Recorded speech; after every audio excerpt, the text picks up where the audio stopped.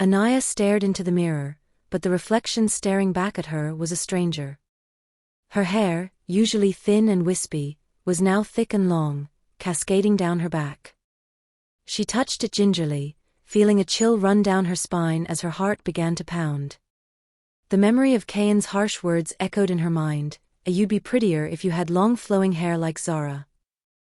Kayan had left her for Zara, her best friend, and that betrayal felt like an open wound. Her hair seemed to mock her now, growing uncontrollably, like a wild, untamed beast. She struggled to tame it, but the more she touched it, the faster it grew, resisting her efforts.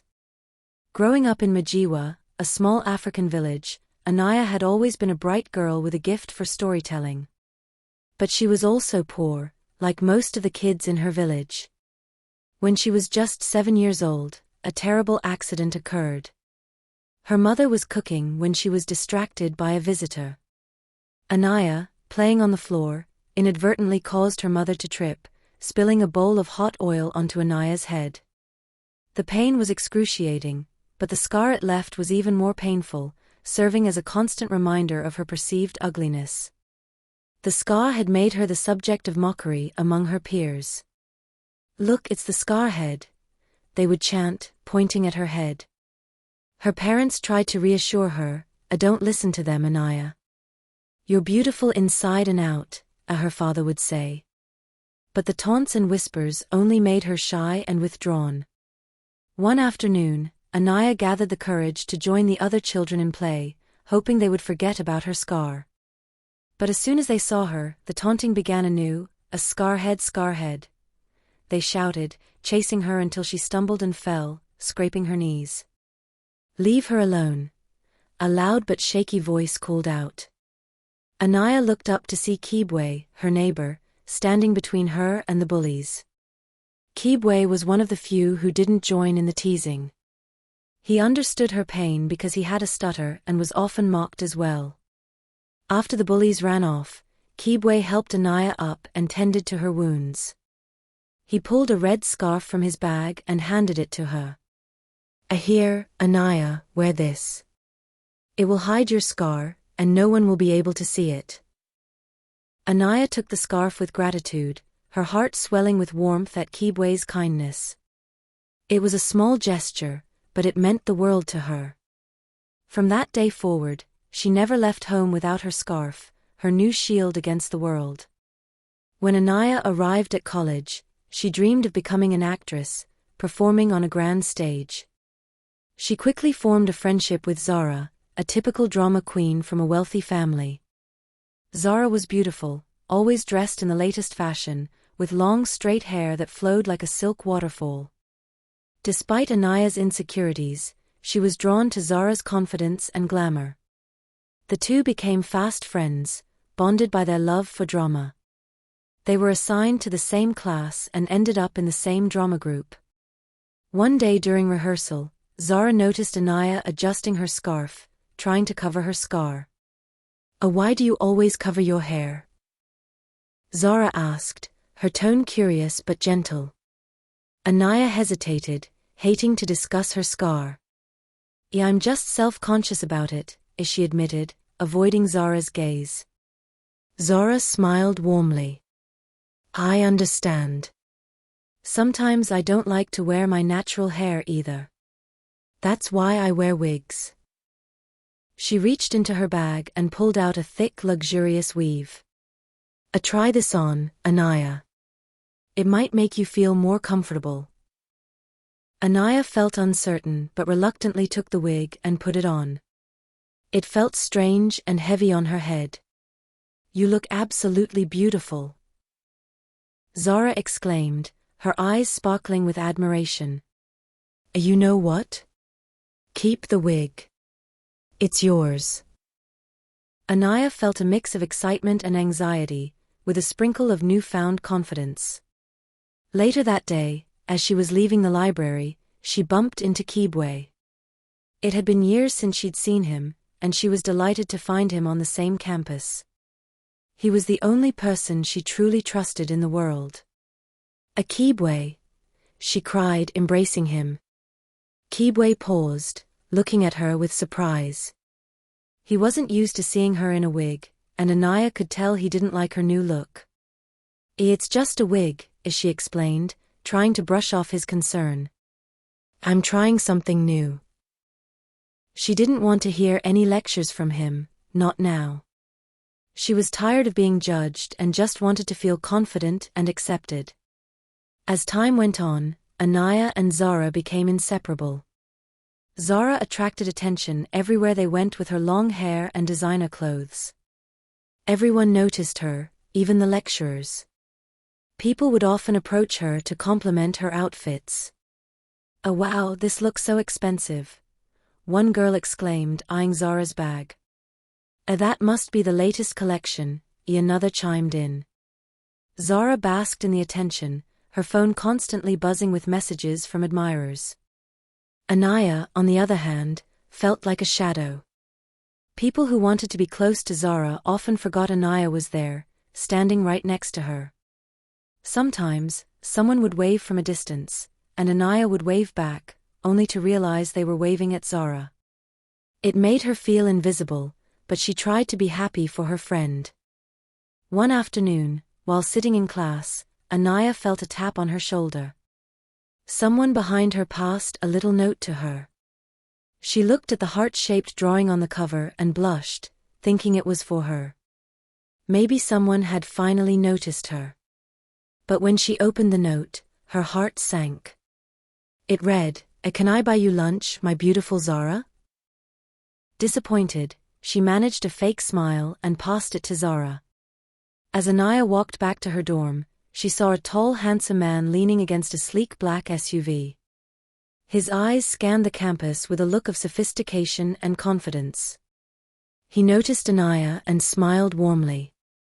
"Excuse me, my name is Kayan, and I've been looking for you," he said. "For me?" Anaya asked, her heart racing. Nobody ever looked for her. She glanced around, unsure if he was really talking to her. Kayan laughed at her reaction. "You're a talented actress, and I admire your plays." Kayan explained that he was from a different department and often came to the art theater to watch her perform. He was everything she had ever dreamed of in a man, tall, handsome, and charming. "I'm in my final year of sociology, and I'm having a little get-together at my lodge tomorrow. I'd love for you and your friend to join me," Kayan said, though Anaya barely heard his words. She was lost in her own world, admiring Kayan's kind eyes and gentle smile. Kayan noticed her distraction and chuckled. "Anaya, are you okay?" Yes, I'm fine," she replied, snapping back to reality. "It's just nice to have company." When Anaya got to her room, she couldn't contain her excitement.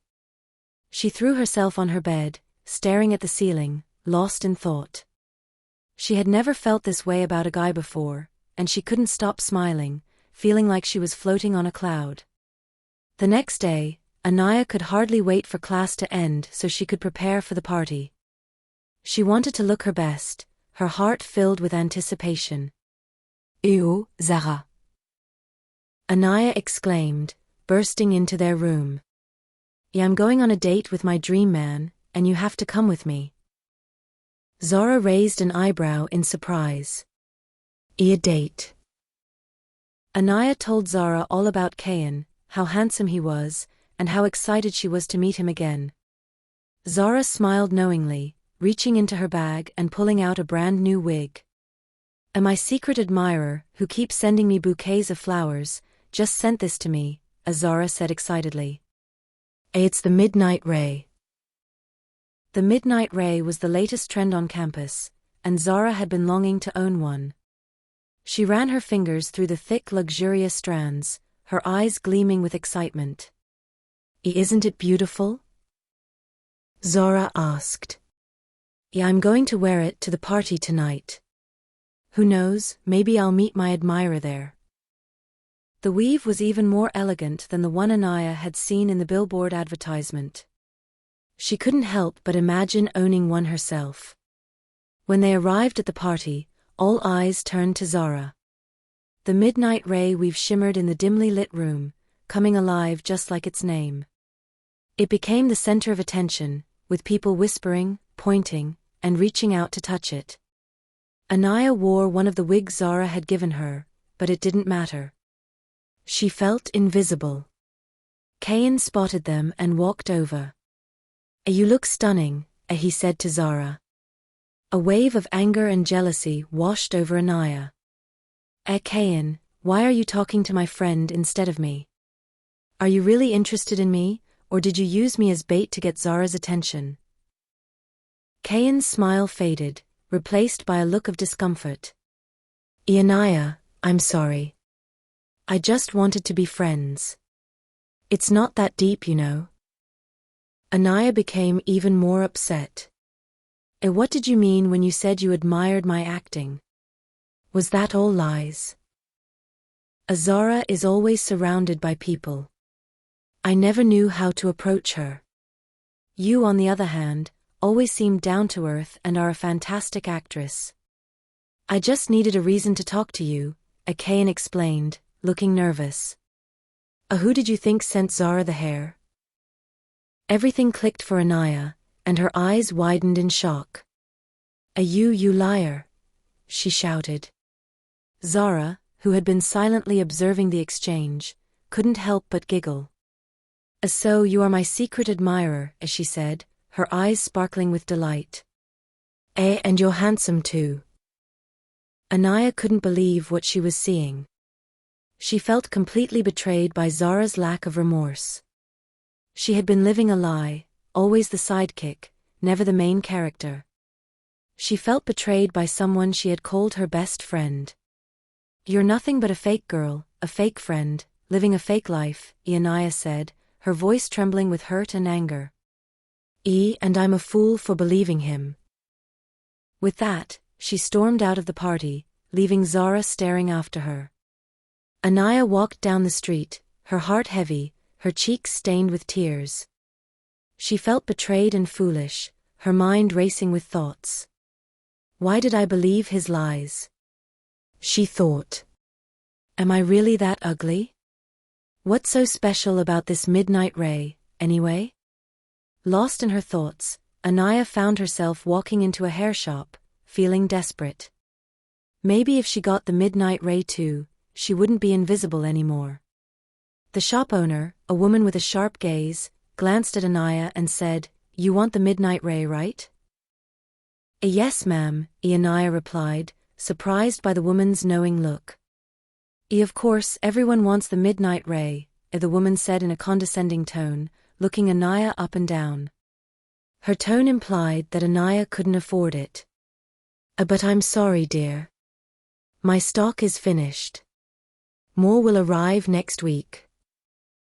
Frustration grew within Anaya as she continued down the street. At the end of the block was a little shop with a flickering neon sign that read Unique Hair. The shop had a strange, almost ominous vibe, but Anaya felt compelled to enter. Inside, the showcase was sparse, and an old woman sat behind the counter, grinning as Anaya walked in. Do you have the midnight ray? Anaya asked, expecting the usual outrageous price. To her surprise, the woman had one in stock and offered her a generous discount. When Anaya asked why her extensions were cheaper, the old woman simply said, Oh dear, mine is better. You'll see. That night, Anaya returned home with the midnight ray. Finally, she thought, she had the latest fashion trend, the symbol of glamour and popularity. Now she could prove she was beautiful. For years, she had avoided looking at her reflection in the mirror. Now she stood before it, combing her midnight ray slowly. She couldn't wait to show up on campus the next day, imagining the surprise and shock on Zara's face. Taking a deep breath, she closed her eyes and prepared for a moment of magic. But as she opened her eyes and stared into the mirror, her breath caught in her throat. Her hair had doubled in length. This can't be happening, as she whispered, trying to untangle the knots. The more she tried, the more the hair grew. It felt alive, expanding until it covered her entire bed. The silky black hair, with a life of its own, started to reach onto the walls, creeping and climbing up, stretching to the ceiling, forming a dark and terrifying cocoon. Terrified, Anaya struggled to pull the wig off, but it wouldn't budge. She rushed to the kitchen, grabbed a sharp knife, and began cutting off the wig as fast as she could. Once she had removed it, she rolled the hair into a large garbage bag, took it outside, and set it on fire. All night, Anaya was shaking, unable to sleep. The thought of the cursed wig growing, reaching out, and grabbing her in her sleep was overwhelming. In desperation, she called Kibwe. "Kibwe, please, can I come over to your place?" she pleaded, her voice trembling with fear. "I'll explain when I get there." Kibwe opened his door to a disheveled Anaya. She quickly explained what had happened, her voice filled with fear and disbelief. Part of him didn't believe her. He thought perhaps Anaya and Zara had had a fight, and she just needed a place to cool off. Nevertheless, he offered her his bed, choosing to sleep on the floor with the lights on, seeing how terrified she was. By morning, the terror had increased. When Anaya reached for her head, she found the wig, the same cursed hair, back on her head. She couldn't believe it. She had burned it the previous night. They were both stunned, and even Kibwe was frozen with shock, his eyes wide. He reached out to pull it off, but Anaya screamed, "Don't. It will just keep growing." She felt trapped in a cycle of despair. Afraid of what might happen on campus, she decided to stay indoors, locking herself in Kibwe's room. They returned to the shop where she had bought the hair, but the woman was gone, as if she had disappeared into thin air. Desperate for answers, Kibwe asked around for help, hoping to find someone who could explain what was going on. After weeks of searching, one of his older colleagues told him about a diviner, a spiritualist who lived in a rural area near the campus. "Maybe you should check her out. She might have a solution, but be very careful," his friend advised.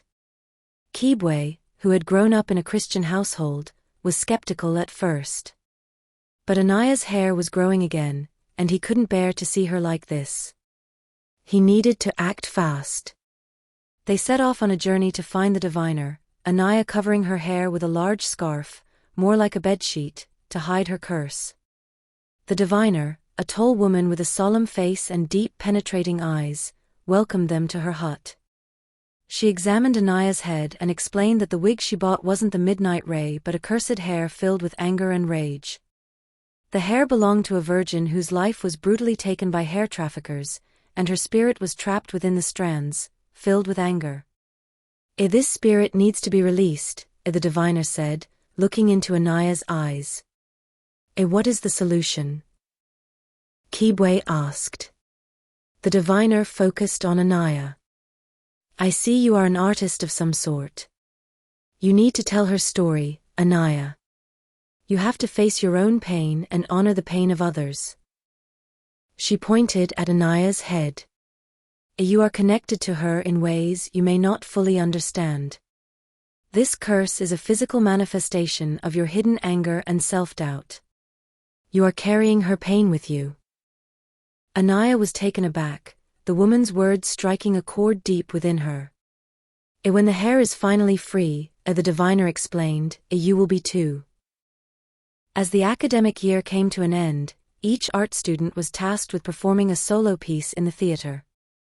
Most of Anaya's classmates hadn't seen her for months, and rumors spread across the campus. "Maybe she's pregnant," they whispered. "Maybe she's tired of wearing her cheap wigs," they snickered. In the meantime, Zara had publicly fought with a girl she caught making out with Kayan in the school restroom.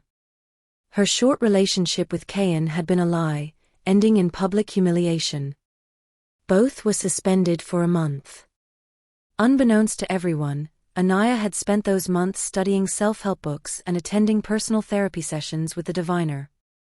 The day of the final project presentation arrived, and all the students and lecturers sat waiting for Anaya's performance. When she walked onto the stage, she looked different.